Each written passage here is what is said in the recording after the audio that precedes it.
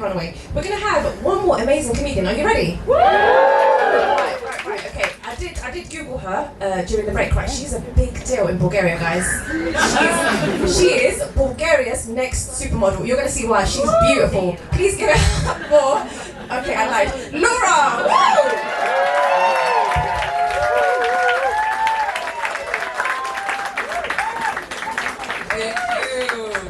I'm very famous in a country no one can locate on a map, so... Whoa, so happy to be here! Very happy to be here with every single person Guillaume's ever done MDMA with. Nice to see you guys. I like it. Is it untrue? No, right? Actually, you guys are way too happy. Listen.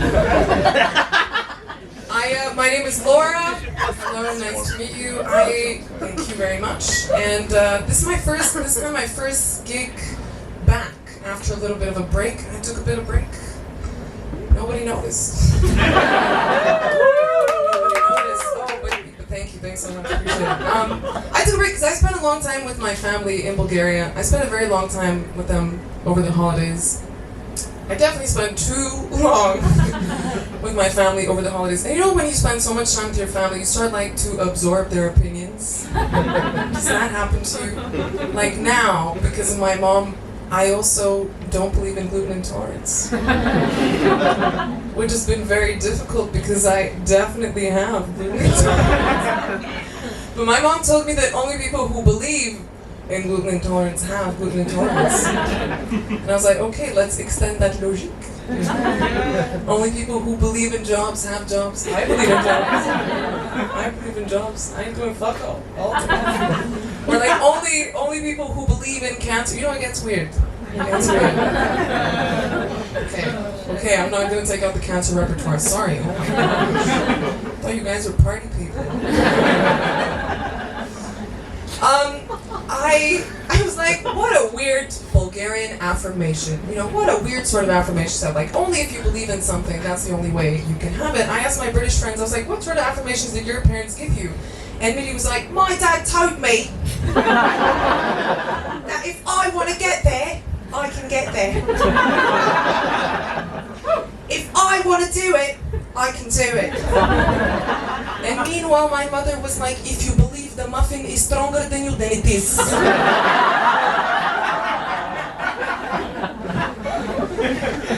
Yeah. But there were some nice surprises. I'm also sometimes pleasantly surprised by my family. I was very pleasantly surprised to find out that my grandma, my 80-year-old grandma, actually knows about they, them pronouns. And immediately mortified to find out that she thought that it was a respectful way to refer to schizophrenics. Yeah, questionable, but listen, that's how we roll on the east side. This is it's not even the worst. Listen, I'm just giving you what you guys are ready to hear. I think the most questionable was definitely my father, because I don't know where he is. No, sadly I do know. My dad said some very weird stuff, like at Christmas he said that he thought that the emancipation of women was the worst thing that's happened in the 20th century. Come on! And then he doubled down and he said that he thought that emancipated women were making men gay. It's like, what a load of shit, right? It's not, but you know, sometimes it just sticks with you. It stuck with me. So a couple weeks ago, my boyfriend and I were watching Titanic, and my boyfriend says, oh wow, Leo's really hot. And I said, I'll do the dishes.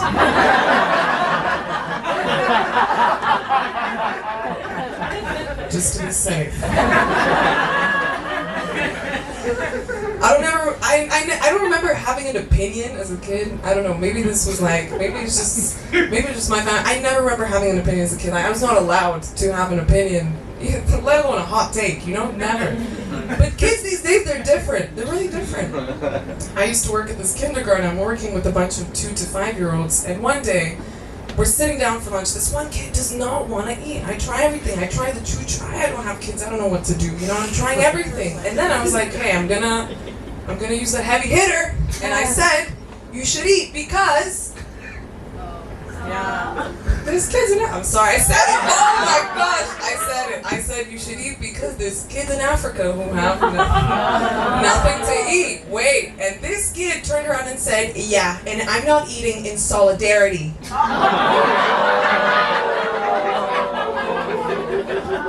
Oh, and they say you're not born gay. Crazy.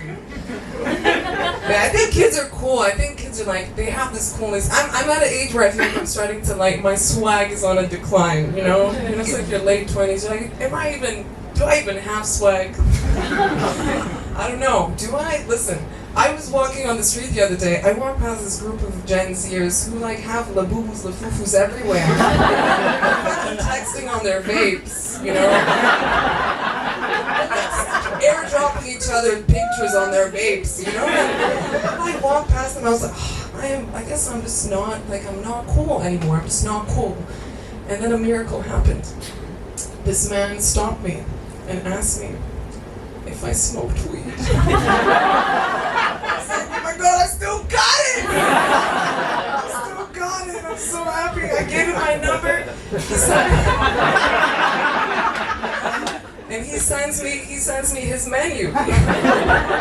He sent me 63 pictures. This man has everything, by the way. Listen, everything. I'm talking gummy, you name it, he's got it. But he sends me 63 pictures, and between those pictures, he also sends me a picture of his kids. And I was like, ew, yeah, ew. Like, you have responsibilities? That's like... I just really need validation from a drug dealer who knows how to use WhatsApp. That would be nice. I'd appreciate that. I also, you know, sometimes I'm like, oh, maybe I also feel like I've gone a bit uglier. Nobody has followed me home in a while. It's getting really weird. I'm doing the same thing I used to do. I've been leaving the house. Nothing. That's it. It's a one-step thing. Girls, are you with me? This was for the girls. Boys, please someone follow me home tonight. I really need it. I'll give you my address. EC1 B7LX. That's me. But I actually, you know, I'm fine with people with not being followed home because those guys were never my type. I have a pretty specific type that I go for. I really like men who come from like repressed nations, you know? Like if your country has struggled for independence, you're my type. If your country's in the G7 economy, no, can't do. If you've had an empire, it's just not gonna work out. Because I don't want anyone too hopeful. I don't want anyone too positive, you know? I want someone who knows that like life is short and then you die. So my boyfriend's Welsh. He's a great guy, 6'3", loves to be little spoon. We've been having this issue though. It's not all perfect. Because he's tall, when we go out drinking, he'll have like 10 pints. And we're in London, so we spent 500 pounds. And then I'll turn around to him and say something like, how are we going to buy the basement studio flat in Zone 12, huh? And then I ruin the night. But I did notice that the more arguments I was causing, the more money we were saving.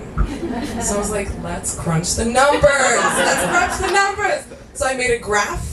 On the x-axis I had how toxic my behavior is. And on the y-axis I had how much money we could be saving. And you know, I entered all the data and on this graph I found out that I deserve to be alone.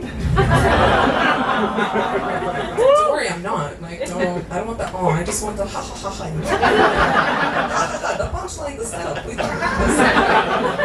Anyway, I sometimes get these crazy ideas to like these toxic ideas because I think sometimes I'm influenced by influencers. Is anyone an influencer in here? Because I'm about to say some crazy shit about them. I just really hate influencers. You know those people who are like, today is the first day of the rest of your life. Or like 10 ways to dress for Tesco. How to channel your feminine energy. And sometimes I'm just scrolling and I'm looking at these people do this stuff and I'm like, what happened to being ashamed. We just like don't do that anymore. So just before I go, I'd like to ask you guys to go out and do one thing for me. Please, let's all collectively go out in the world today, and every single one of you, let's all shame 3 people, okay? Let's do it!